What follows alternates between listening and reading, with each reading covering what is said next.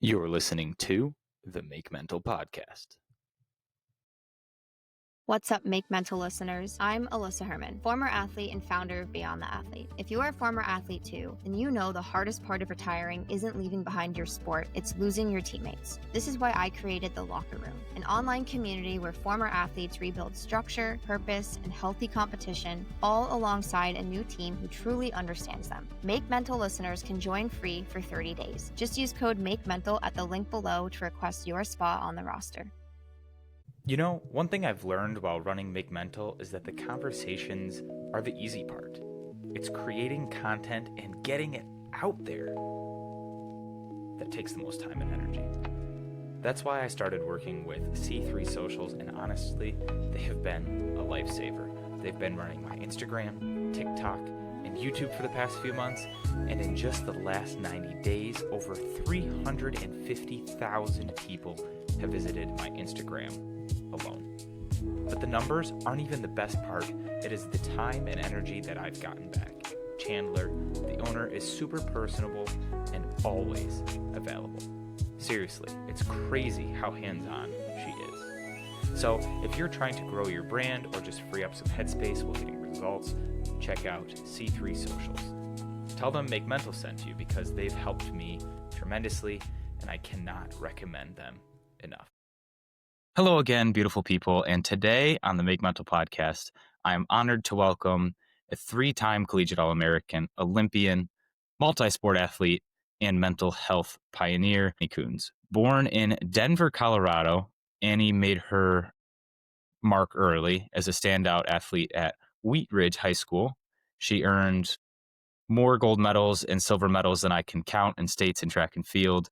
And she was twice named the Colorado Gatorade Athlete of the Year for soccer in that respective sport. She then went to Texas A&M, and the trend continued. She was on a full scholarship there, and she not only competed in track and field, but Division I soccer, earning all SEC and Scholar All-American honors in both.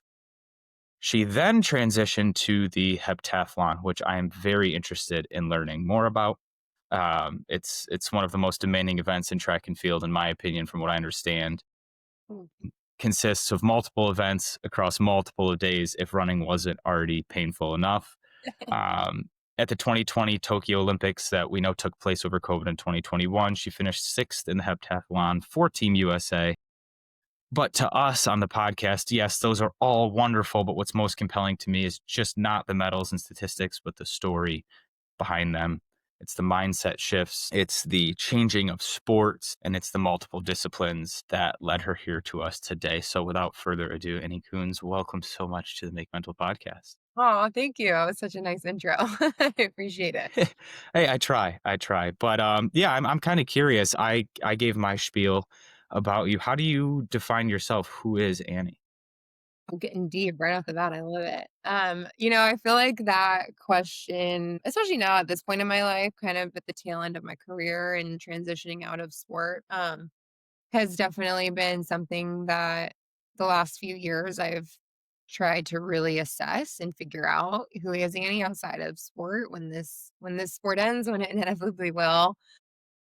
What makes me happy outside of this? Who am I outside of this sport? And I really pride myself on trying to be as balanced as possible. Being a high performing athlete, an Olympian, I try to really prioritize things outside of sport and competing that fill me up, whether that's Netflix with my boyfriend, friends and family. I love pottery. I love like DIY projects, just kind of like the creative side outside of the sport, Annie. I kind of try to lean into that stuff for sure. And then just kind of transitioning into, my purpose in facilitating all the resources and knowledge that I've learned throughout my career that's gotten me where I am, and trying to be a resource for others and trying to achieve their goal. And that's kind of my passion and my purpose in this phase of my life. Is I've been selfish for a really long time, because you have to be an athlete, to be a high performer, elite athlete, Olympian. You have to be really selfish. I've been married to the Olympics for the last 9 years.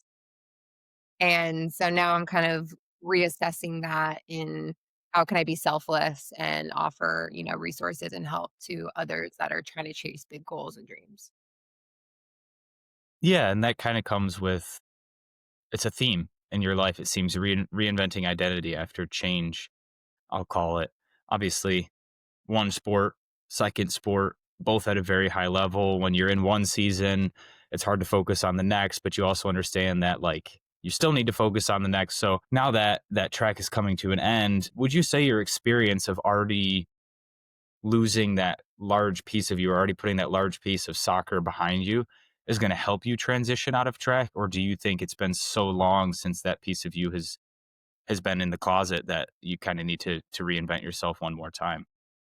Yeah, I think honestly, it's reinventing myself one more time. I think that it's so funny because my whole life up until being a professional athlete, I was the soccer girl that ran track. It was like so Yeah. I was the soccer girl showing up to track practice, halfway through the year. They're like, who is this chick that just got here? And, for so much of my life, soccer is a team sport. And it, in that, because of that, I always prioritized it more and showed up when it mattered. I practiced with the soccer team in high school. They were in the same season in Colorado. I practiced with a soccer team. I think I can count on two hands the amount of track practices I had, in high school. So it was just the priority my entire life. It was my full ride scholarship was for soccer.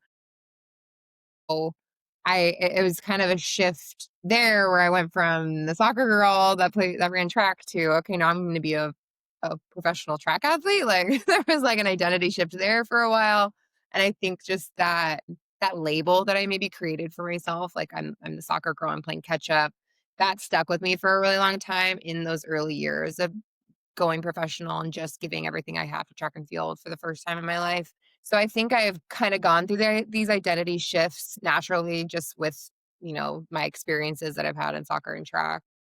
And then, being in a professional for 8 years, then you get really far removed from the soccer girl, and now those years feel like I'm like, gosh, I can't even believe I like was a soccer player at sometimes.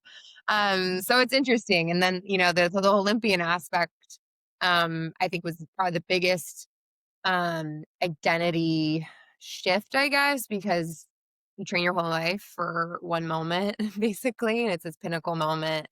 You get the Olympic hangover afterwards a little bit once the dust settles and that pinnacle moment is over, and you kind of grappling with, okay, well, what now? And then you have that label, I'm an Olympian, and that kind of becomes your identity for a while. So now I definitely think I'm kind of in another identity shift of, okay, like who is Annie now in this time of my life? And I'm just grateful that I've had so many experiences in that because it doesn't feel as daunting and as challenging.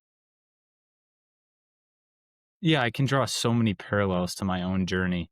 Obviously, not on as high performing of a level as a professional athlete, Division 1 Olympian status, but I was labeled as the sporty theater kid throughout high school. I think when they gave out the paper plate awards, I won that every year because captain of the soccer team, important role in the musical, right? And it was just one of those things where I felt like I fit in both, but I also didn't feel like my friend groups were that strong in both, if that makes sense. Like I feel like I had one or two good friends, which looking back now, super thankful for. You don't need 8,000 friends like you tell yourself you do throughout high school.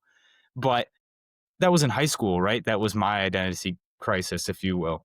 Hmm. Yours is when you're trying to compete at the highest level known to humankind, the Olympics. What is that identity shift, that mindset toll take on you? I mean, it's got to be incredible. Like, oh my gosh, I was a soccer player. Can I even be good at running? Now I'm the runner. Now I have to be good at running because, like you said, it's the thing I've trained for so long now. This is the moment. There's just so much that I can think of. Can you tell us how you handle the mental pressure of being an Olympian? Gosh, I mean, it's the most challenging aspect of it. I mean, that's why it's so tough to achieve, and that's why being Olympian is like such a small club because the pressure is debilitating, and it can get the best of you 1,000%. I feel like with transitioning from soccer into the track athlete, it took me quite a long time. It took me like a few years to really like even think that I was capable of doing it. For a while, it felt like just a far-fetched dream. I'm like, gosh, what am I even doing? Am I even capable of this? I struggled for a long time. I struggled for a couple years. Just doing track full time. My body was changing. There was a lot of things that I was struggling with just with my body composition, training harder than ever, but like wasn't losing weight and was the heaviest I'd ever been. It just a lot of like outside things too that were contributing Hmm. to that. And so there was a big shift, I would say, when I met my metabolic practitioner that helped me kind of figure out those issues that I was having with my body and my hormone imbalances and just how to fuel properly. That was a huge piece. And then also just I got to this point where I decided like, okay, I'm either wasting my time, putting my career on hold, kind of just, I'm trying to do it all on my own. I don't really know how to optimize my performance. I'm struggling. I'm performing worse than I did in college as a professional athlete. Like it kind of hit this like fork in the road where it's like, okay, you either need to like hang it up and get a real job and make some money because I would just struggle. I struggled until I became an Olympian. I mean, it's still tough as a professional athlete in track and field in the US, but I just kind of got to this point where I was like, I have to get really serious and dedicate everything I have to my goals and seek out help in these avenues that I'm struggling in, or I'm just wasting my time. So I definitely think I hit that point at around like 2018, 2019. And that's kind of one of the biggest shift for me happening. Like I stopped going out on the weekends. I was like, it's one of those things where you're in your early 20s, you think you can do both. I'm like, okay, I'm gonna still drink on the weekends and like train for the Olympics. Like I just wasn't very serious if I'm really being honest with myself. And so I got honest with myself. I sat down, got my metabolic practitioner. And that's when like my body kind of got to the point where I could perform and get the most and like reach more of my potential that I knew was there. So that was the biggest piece. And then in 2020, leading up after COVID, I ended up getting a therapist because I think we all needed one during COVID. And then I got my mental coach. And those two things I always say are the reason I became an Olympian because Hmm. that at that point my body was ready. I was performing. I became the US indoor champion. I was hitting my stride. I was hitting PRs. Had momentum and really was proving myself that I could do it. But my mind needed to catch up with my body at that Hmm. point. And so that's where I got a mental coach and worked with him weekly once or twice a week, honestly, for almost a full year leading into the Olympic trials. And that alone, I think, just gave me the resources and the tools to learn how to handle the pressure of the Olympics and the Olympic trials because you have to get top 3 at the Olympic trials. And I think that had I not found my mental coach, I don't think I'd be an Olympian today. Go Global is a free-flowing technology company that handcrafts, embellishes, and manufactures garments and accessories. Designed on the principles of people, places, and possibilities, Go Global reimagines fashion and is inspired by you, the people of the world. Yeah, so much to unpack there. And if we can, I'd like to rewind it towards the beginning of this story you were sharing with us when you said, got to the point where you were a couple of years in, which is commendable in itself. I mean, a couple of years is not a long time, but when you're in it, Give it, it it's felt a like, long time. For those who've gone through something for 3 years that they're passionate about, it feels like it goes by in the blink of an eye, but when you're in it, it's like, "Oh my goodness."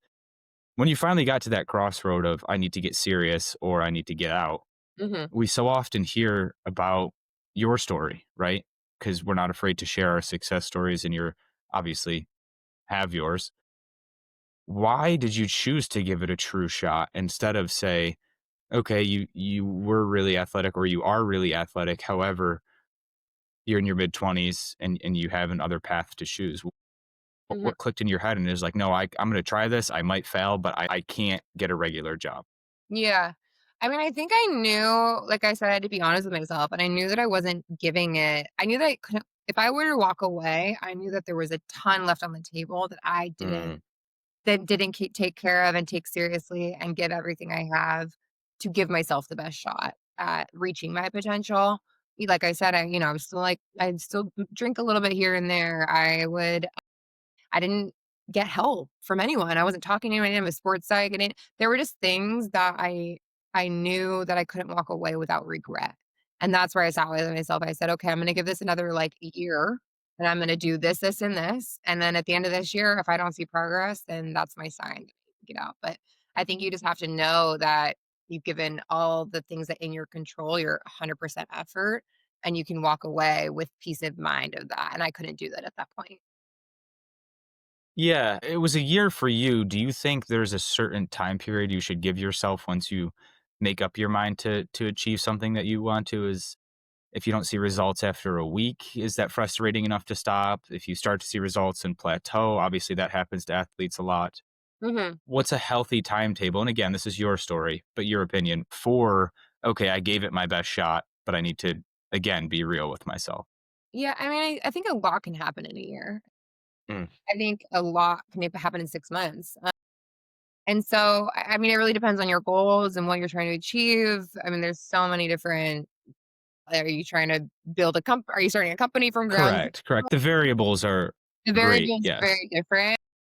But I think, a year in the performance and athletic world, like a lot can happen in a year. A lot can happen in 6 weeks. In my eyes, I would work backwards because I think a lot of times when you have these big goals, it can feel daunting and you don't know where to go from there. You have this big goal, but so I kind of work backwards. I'm like, okay, this month I'm gonna eat this, this, and this. I'm gonna hit this protein. I'm gonna make sure I have these supplements, and then we're gonna retest because we would test pretty much monthly, especially in the fall, just testing different numbers or strength numbers and things like that. So you can see trends. Even like my body composition, I would, after like 3 months of the changes, I'm like, okay, now I'm gonna do another DEXA scan or whatever to figure out if my body composition is moving in the right direction that I want it to. So I think there's like small benchmarks that you can set for yourself, but I definitely think having like a time frame, it just holds you accountable. And so it's like whatever that Yes. time frame that will hold you accountable to those things that you're trying to achieve, I think is really important, especially for me. That's just how my brain and how I operate. It's definitely been helpful. Yeah, I think a lot of high achievers operate that way as well. We have a goal in mind at the end. And I guess athletes, for the specifics of our podcast, we are used to seeing numbers, right? You win or lose by the end, you get your time by the end, you get your statistics by the end of sometimes your 90-minute game, your 45-second race, your 10-second race if you're fast enough and you do the 100. But Yeah. when we go to apply that to other areas of our life, we forget that we did our sport or we're at least athletic for 20 years if you're in college, right? You didn't just wake up and start sprinting. If you did, come on the podcast, please. We need to talk. But we forget that we've given ourselves years and years of failures, years and years of Yeah. victories to get good at what we're doing at, or at least fall in love with it. So then when it's time to get real with yourself again, a year feels like a long time. But at the end of the day, it's one more year to give yourself a lifetime worth of opportunities. And again, if you're not feeling it after 6 months, reevaluate. You're not stuck in a contract. It's the agreement you made in your mind. Yeah. And I think it's How do just you? important to check progress. Like, it's not like Mm, I'm necessarily in that year was like, okay, if I'm not hitting this number in the heptathlon, I should just hang up my boots. But it's like, if I don't have correct. progress, if you're not seeing trend Yes. progression, like that's when you kind of need to reevaluate. Or if you're not, like I always say, if it's not fun anymore, I think you need to evaluate Mm, both sides, the numbers and the benchmarks and the goals in that avenue. But I think you also need to assess, is this thing bringing me joy still, in a healthy way? Am I dreading every day? I think that's also something to assess when you're kind of looking at that time frame of how long do I give it this? was track and field, and I guess is track and field joyful for you every single time you step on the mat or the No. track? Absolutely not. I'm not gonna sugarcoat anything. And that's the thing. It's motivation is gonna come and go often. Joy, will come and go often sometimes. You're gonna have seasons in your sport, in your life, in your career, whatever, where it's not fun all the time. And that's normal. I think if it's like I haven't had fun in 6 months, that's kind of an issue. A year, it's like, okay, I need to assess this. If it's a bad week, I mean, that's so Mm. typical. And that's where discipline comes in. And really, I think that sets apart those high performers. Like if they have the grit and the resilience and to get through adversity, to get through those seasons of low motivation, or you're not seeing the numbers that you're wanting to see. It really takes a lot. So I'm not sure where I was going with that, but I don't know if that answered your question.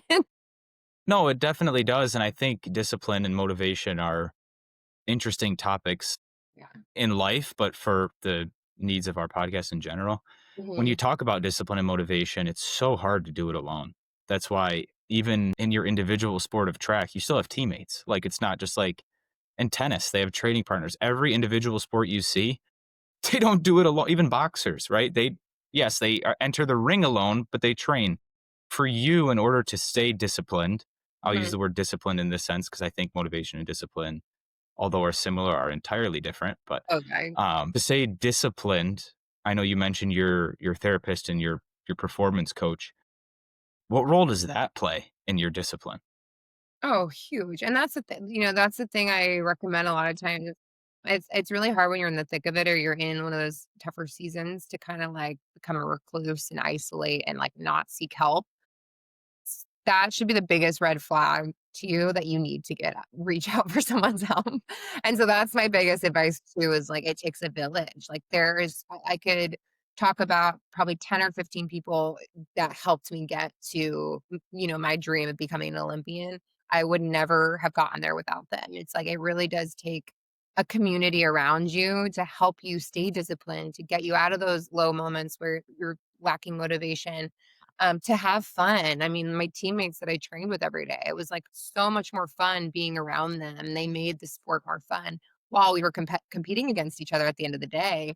They made the experience a blast. So I think community and resources in who you surround yourself with to get you to your goals is massively important. Whether that was my mental coach, it was my therapist to get me through, that depression that I kind of went through during COVID, my metabolic practitioner, my slew of coaches that I would talk to, and that helped me through my journey. It was my best friends, my family. I mean, you really have to surround yourself with those that are going to help you remind you that you can do it and that believe in you when you really are struggling to believe in yourself. And then also hold you accountable to Mm. the tasks and the things that you need to check off to get you closer to your goals.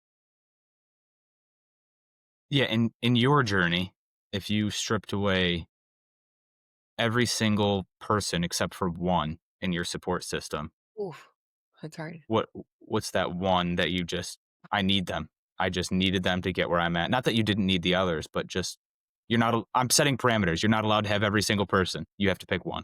Yeah, yeah. Oh my gosh. I mean, it's a really hard question because there's, different strengths to Good. different people. But I Good. mean, my fiance, honestly, I think that, Yeah. we started dating during the very beginning of my journey to become an Olympian. So he was through every peak and valley that you can think of through that journey to get there. And he's the one that I called crying after practice on days. He's the one that helped me find my mental coach, my therapist, my metabolic practitioner. Like he was just someone that really helped me to reach out to those people and like get the help. And, he would see me struggling and okay, what do we do here? He's just a doer. He's like, all right, let's get you this, and this. And so I think he facilitated a lot of those relationships and also was just that emotional support that I needed so often because of the pressure cooker that is training for the Olympics.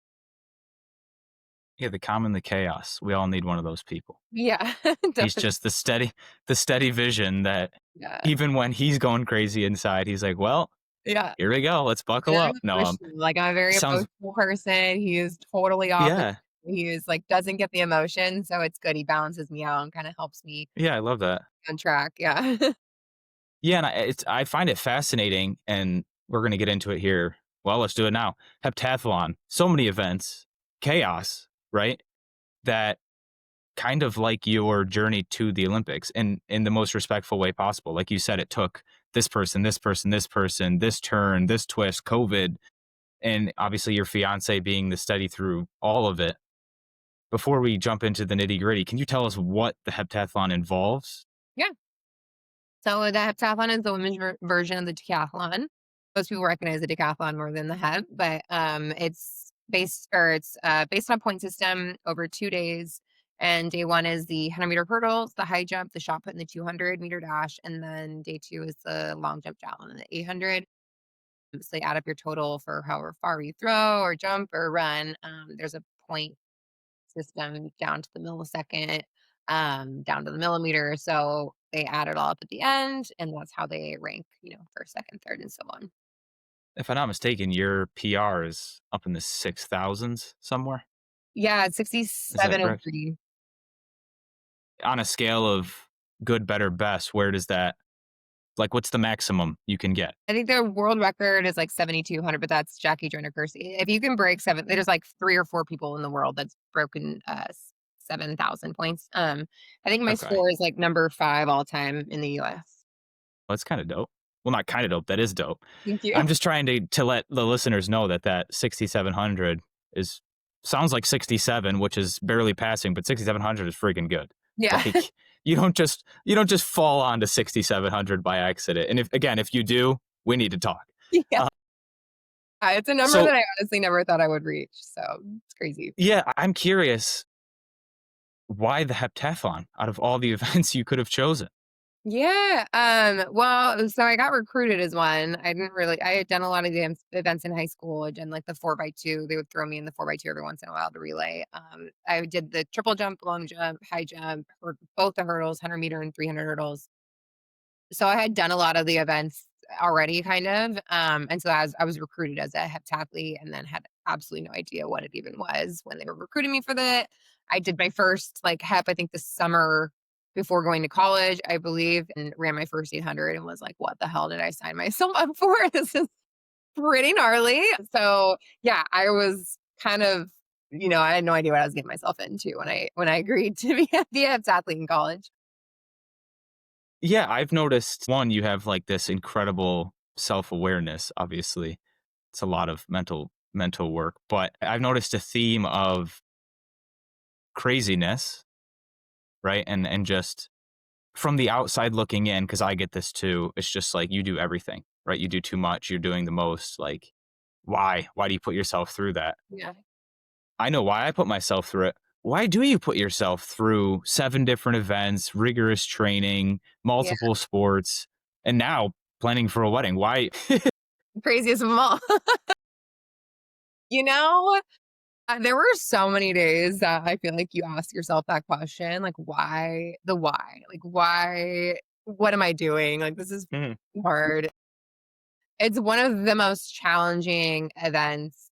It's so grueling. The mental side of the heptathlon and the decathlon is so intense. It's so drawn out. Also, it's very different where if you're an individual sport, your event's over pretty quickly. Like the heptathlon, you're alone in your thoughts for, I want to say 2 days, but the week leading up it's intense. And you kind of have to have short-term memory loss with your events. If it doesn't go well, you are like in a marathon. So, I would ask myself that a lot. I kind of fell into the sport. It's not like I was like, oh, I want to be a heptathlete. I kind of fell in because those were my strengths.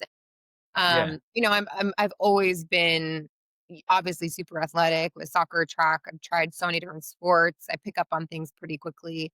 So I kind of got recruited as one. I didn't really realize what I was falling into and then fell in love with it, because I loved it in a way so different from soccer. Obviously, it's an individual sport. It's you on the line and you only. You're not letting your teammates down. It's literally just you alone out on the track, which is super interesting and cool. There's no politics of it. Loved that aspect. I loved practicing at track more, I think, at the end of my career than end of my soccer career. I think I was enjoying myself more at practice in track. It's so technical. There's so many different events. So it's nice because you don't get burnt out of one thing. It's like, okay, I had a bad shot for practice. Well, at least I get to go hurdle now. So I kind of love that also where, you have to manage and juggle a lot of different events mentally and things like that. But physically it's fun because you have to bounce around a bunch of different things. So that aspect is cool. And, it's just that crazy of high performers. Like high performers are kind of nutty. Like you kind of have to be. They just got something you can't describe. Yeah. It's just impossible to describe. It's like, not working. Is it fair to assume, based off your comment of it's just me on the track, that because soccer is such a team sport, and again, because life threw a lot of curveballs at you, you just like being able to control your outcome. You just liked, I can determine how hard I work today. Yeah, and you also don't have anyone to blame but yourself. So there's accountability. The aspect in individual sports. But then on the other side, like winning as a team and losing as a team, honestly, are like correct. Crucial. Like that correct bond that you have with teammates. And that's why I feel so grateful that I got both experiences, individual and you had a team in track as well. They just weren't on the track with you. I'm sure they still suffered alongside you just in a different way and Yeah, felt it's just a different layout correct. of things, and then obviously once you go pro, it's like there's no team aspect. I mean, my teammates were my direct competitors, so that was Correct, an correct. I'm interesting talking about a team from the standpoint of like your fiance, college. your performance coach, your mental coach, like they're all on your team. They're just not out on the track with you. Like they still Yeah, experience the highs and the lows. So yes, we absolutely. appreciate that, like you said, it still takes a community, but it's totally different when the gun goes off and you're just like, There's I always nothing. describe it like, I always describe it, and this might be a little gross. Like I was nervous and always felt like I had to take a massive shit right before Yeah. the gun went off. And then the gun went off and I thought about nothing and then I puked afterwards. That was my track experience. And No, it's like the biggest adrenaline rush you could ever yeah. imagine, And people look at you and are like, what did you do? That's fun? yeah. That's fun to you? Feeling like you have to No, go to the I got bathroom and then puking? And I'm like, well, it's not fun if that helps.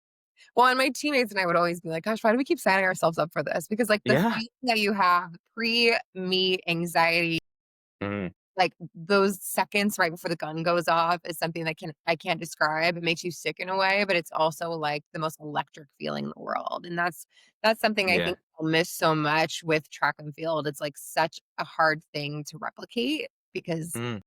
the second before a gun goes off at the Olympic trials while you have one meet to make the team is like nothing Yeah. I can explain.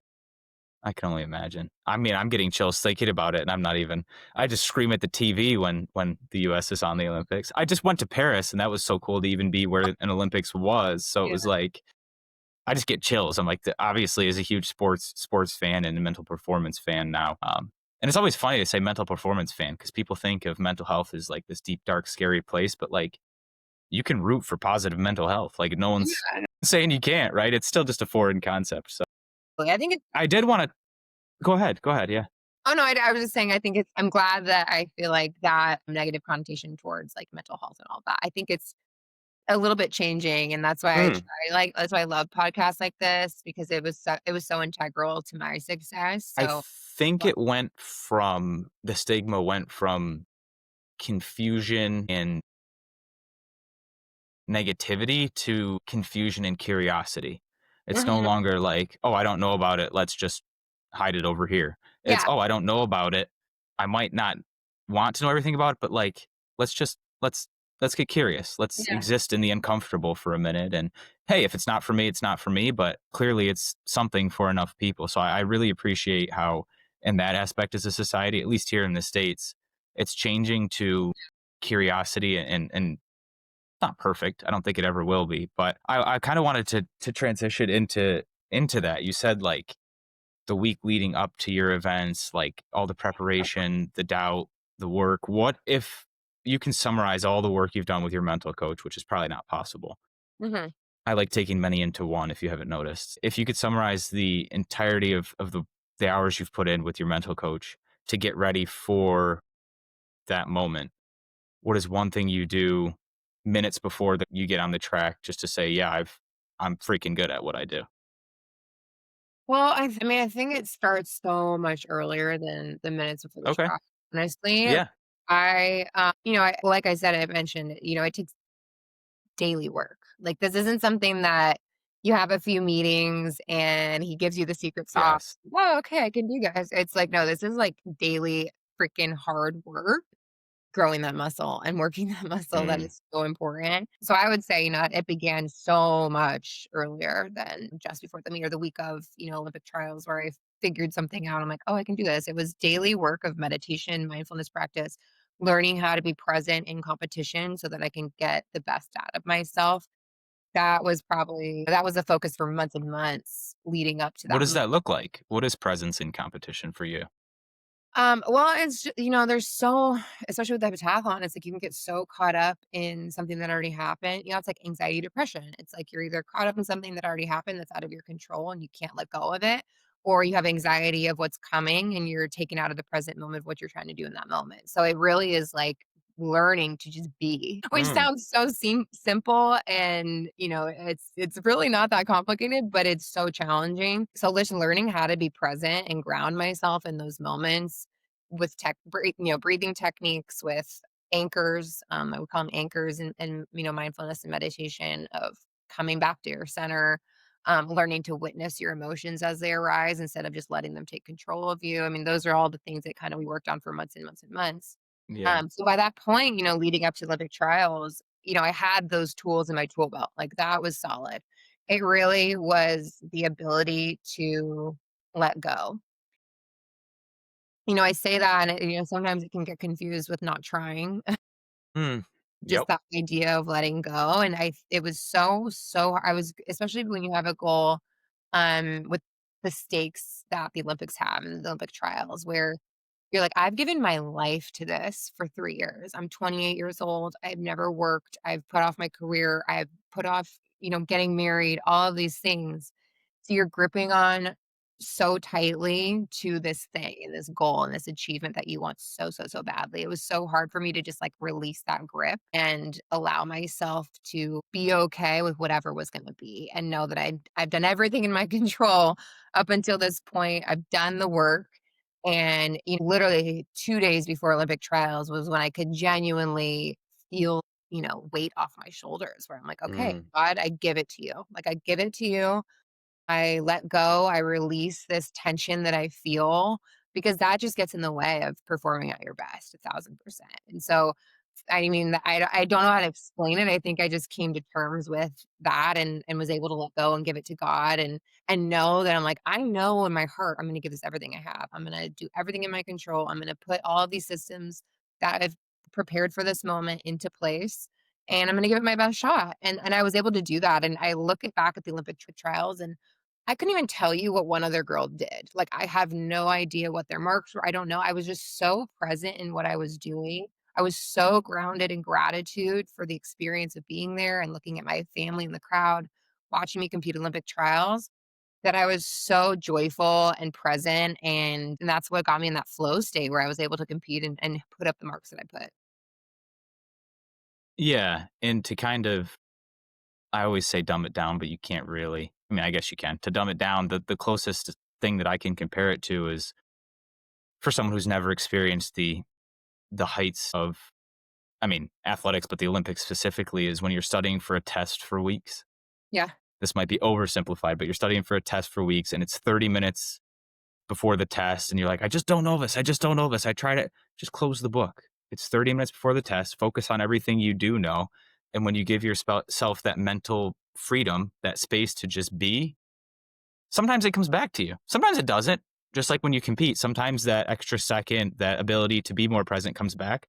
It's impossible to do it 100%, but that's the closest analogy I can think of is we've all sweated out a quick 30-minute study session before a test, right?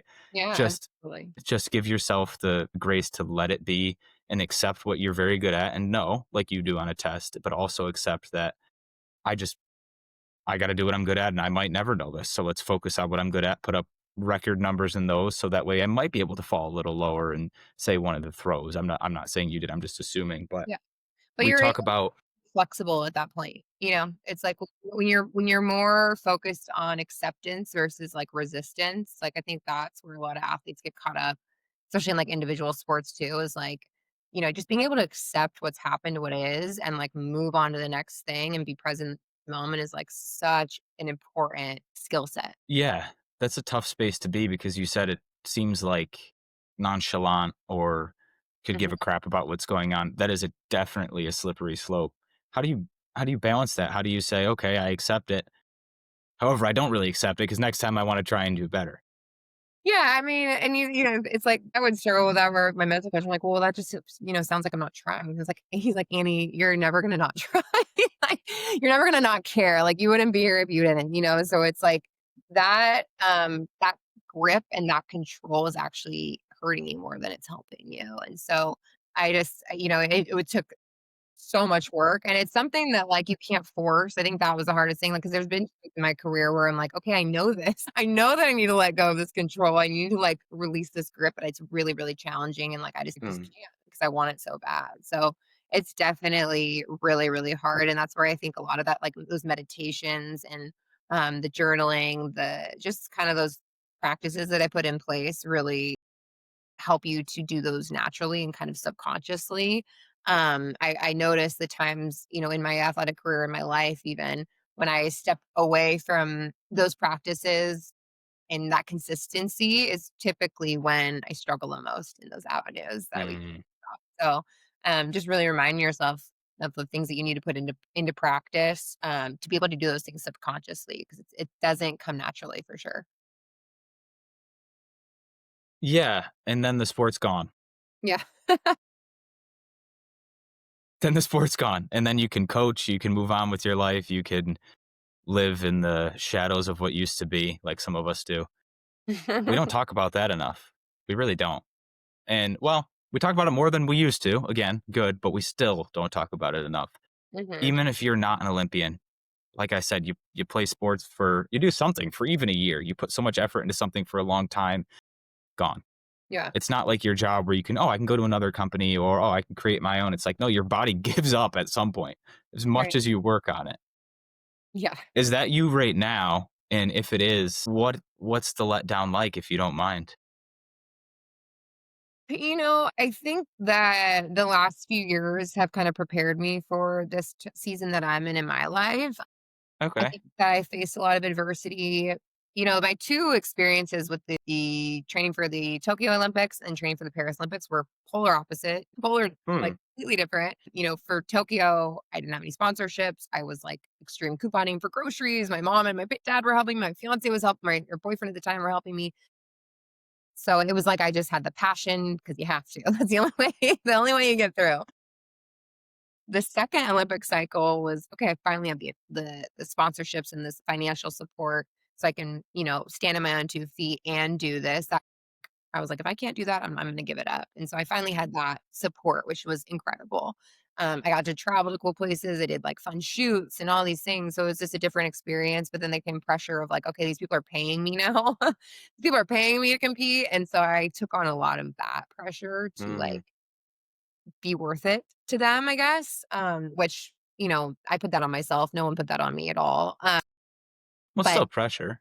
yeah, it's still pressure, just different pressures. And so they were just totally different experiences. I forgot what was the initial question that you asked me. Sorry, I lost my train of thought. No, you're okay. It was like I basically said, and then the sport's gone. Like Yes. we have all this pressure and then Yeah. So gone. yeah. So And then the the letdown last of that. the train for Paris, I had that aspect, but then also I had so much injury, like my body just started breaking down very, very quickly after the Olympics. I Mm. didn't take enough time off. I was so eager to jump back in because I was excited of how well I performed that year that I was like, okay, let's hit the ground running. I want to get a medal. Like, let's do it. I didn't give my body enough time to recover, and I got injured. I tore my plantar fascia, my right one, fairly quickly into that season right after the Olympics. So that took me out for the 2022 season. So I had a lot of adversity through that, kind of losing the sport and navigating what that looked like. And that took like a year and a half to even feel like myself again after that injury. And then there was this is my comeback year. I don't feel like myself, but I'm able to at least train. I kind of had to like train differently just to kind of nurse my foot and make sure I didn't do too much too soon. So I wasn't able to like fully train the way I would like to train or compete the way I want to, but it was like I'm at least competing and kind of like coming back and getting my bearings. And then finally the year leading up to the Olympic trials, I was like, oh, I'm like myself again. I can train how I want. This is like amazing. Was ready. I was so ready for Olympic trials. I felt like how I felt in 2021, but better. Um, yeah, and then 2 weeks before Olympic trials, felt that pain in my left foot out of nowhere. Hadn't had pain in that foot Mm. in 4 years probably. And so and then ended up rupturing my plantar fascia in the warm up right before the race at Olympic trials. Ugh. So it was awful, gut wrenching, horrible experience. Wouldn't wish it on my worst enemy.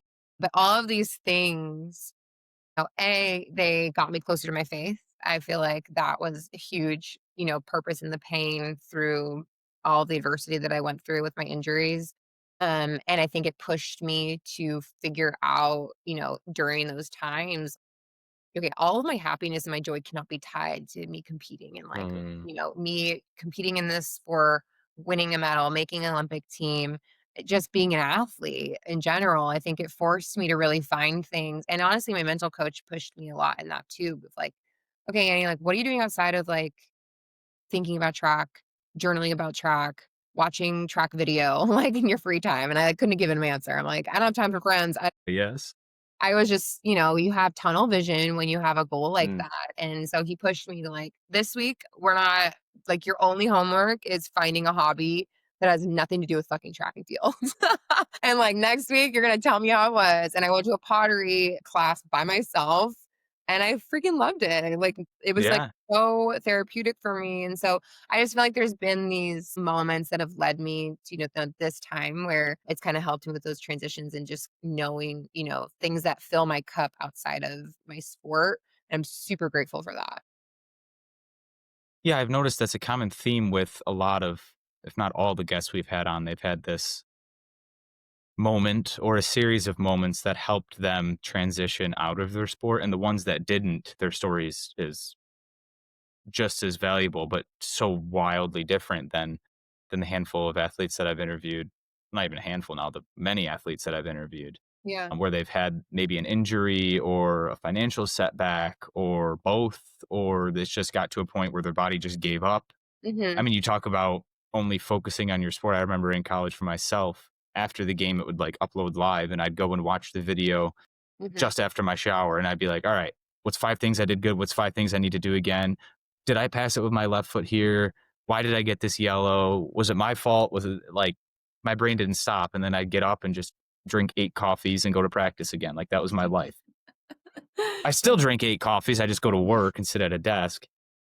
But I just find it fascinating that in those moments, you can feel so alone and so, just like you said, I cut off see. from the rest of the world. But that's not what I've found through all these conversations that I've had. Hmm. Did you feel alone in that moment? Like, oh my God, everyone else that I've trained with is now at the Olympics. Like, no one understands this, that, and the other thing. Or were you, again, prepared enough to know, like, hey, I still have a team with me. Injuries are common in sports. How did you navigate that? Yeah, I mean, I'll be honest, it was rough month, after that happened. And sitting in the stands when you're supposed to be competing after training for 3 years, with a boot on my foot and crutches, Mm, watching the girls compete was torture in a way. I was trying to be out there and like support my teammates that I've competed with and stuff. But it was freaking the worst experience ever. It was horrible. Cried yeah. for weeks. My fiance helped me while I cried myself to sleep for probably 2 weeks. Mm, It was horribly painful, but I think that I did a good job of protecting my peace in those moments, and that's the thing too where, you can either pour salt on the wound. I could have watched the Olympics. I could have stayed up to date. I unfollowed a bunch of stuff on my Instagram, Twitter, all of it, mm. or muted people because it's like I just didn't want to see any of it at that. I couldn't. And so I think I did a good job. My fiance and I went out to my father-in-law's house. We lives out middle of nowhere on a river. We dirt biked, we went on walks, we just ate good food. I just feel like I knew I have to like protect myself or this is gonna be so painful. It was painful already. So I'm grateful that I did that because I think that helped a ton. And then it was just surprising because I think in the athlete world and when you're in the thick of it, it feels like nothing else exists outside of your work. Mm. And I think that those 2 weeks, really showed me, A, how quickly the Olympics is over and how quickly people don't give a shit anymore. It's like a really fun couple weeks and everyone's obsessed with it. And then it's over and people like don't give a shit for another 4 years. And I think that was like pretty apparent to me also, just when I zoomed out and kind of realized like, okay, like, yes, it's very important, but it's not everything. And like the world keeps moving and people it just, it kind of put things in perspective a little bit for me in that regard. But I mean, I'd be lying to you today. It's still, if I didn't have a piece of me that's like, gosh, like, I was ready. Like I was ready. I like could have been at the Olympics. I could have gone to the things that I missed because I didn't get to do them in Tokyo. There's so many things that you can sit there and stew on, or you can shift your perspective. It's all reframing, honestly. I think you just have to learn how to reframe situations and experiences. I also, had a really special experience just with, you talk about like the pain, just the purpose through pain. Sometimes it's not even about you. And that was kind of my experience with the Olympic trials where, and I don't know, I don't know what anyone believes in. I'm a Christian. My faith is really important to me. And my brother actually has never been a believer. He's, just very scientific brain, black and white. And I learned shortly after the Olympic trials, it makes me emotional. So I'm sorry if I get emotional, but when I went down in the warm up, my brother, he prayed for the first time. It was something that I found out, he told me shortly after and prayed that, God, just if you get my sister through this race, like I'll dedicate my life to you and I'll go to church, like I'll learn and I'll dedicate my life to you. And hearing that afterwards, I think I just had so much peace. I was like, I would go through what I went through 100 times over for my brother to find Christ and like have that foundation in his life. He goes to church now. He has a Bible. He listens to worship music. Mm. We got baptized a few months after all of this. So to me, that was the purpose in my pain, and I would do it 100 times over again. So I think sometimes and most of the time it doesn't make sense. It might not make sense for a long time. It might not ever make sense, but there is purpose in your pain. And I think you just have to learn how to, really reframe and find the lessons in those hard, tough times, even if it doesn't end up, like obviously my goal, I didn't end up at the Olympics. That wasn't the end game that I had planned for myself, but I wouldn't change a thing because I've grown tremendously through that experience. And, I just think God's plan is perfect. So I kind of went on a tangent there with my faith and things like that, but I hope that answered your question. Yeah, for sure. And then some, which is awesome. Mhm. And again, that is the personal growth that comes along with disrupted plans is you can't even measure it. Yeah. And And like you said, you might not be able to. yeah. And I don't, say everything went perfectly. I went to the Olympics. I got a gold medal. You know, I don't know I that mean, that sounds cool, sounds cool. It sounds great. to It's be honest. incredible, but like I don't think I'd be the person I am today Hmm. if I had, if anything, everything had been easy and I got there. And obviously you learn a lot, but you learn way more in your failures. And while I don't consider that a failure at all, when the plans don't go the way you think they do, or you're hurt and you're in pain, or you know, it's you're in those seasons where it doesn't go the way you want it to, you come up short for whatever reason, you learn so much more about yourself. You learn so much more about resiliency and grit and finding yourself and in those moments than you ever will if things are easy and you just, it's an easy, which most things aren't. But if you get to those goals, a lot of times you just don't learn as much. So I'm grateful for my, uneasy path this last time for the Olympics. Yes, setbacks and Mhm. crossroads are opportunities for growth if you so choose. And I think that's a beautiful message. I mean, Annie, I could sit here and talk to you for hours and just pick your brain for hours, but I know we all have lives to get back to, even those listening to us. Unfortunately, the episode is coming to a close. We might have to have you on for part 2 here after your beautiful wedding happens.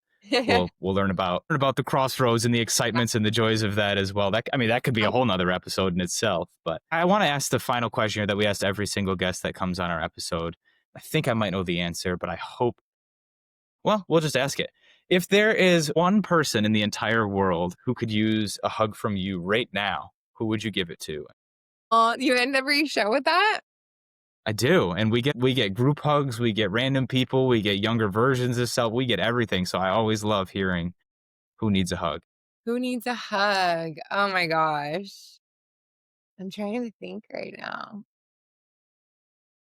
I would say you talk about group hugs, like I would give a hug to all of those, younger athletes, especially, just people that are in the thick of it right now and they have this big dream and it's not going the way they want it to, or they feel overwhelmed, or it feels daunting. I just want to give those people a hug and know that, like, whatever it ends up being, kind of like I mentioned, it might not end where you think it will, but you're going to grow and learn so much along that journey. And it always goes back to enjoy the process. Like, you know, and I think back to like the Olympics. It's like, yes, the Olympics was my goal and my dream. It went over like that, like truly. And I'm on the other side of things.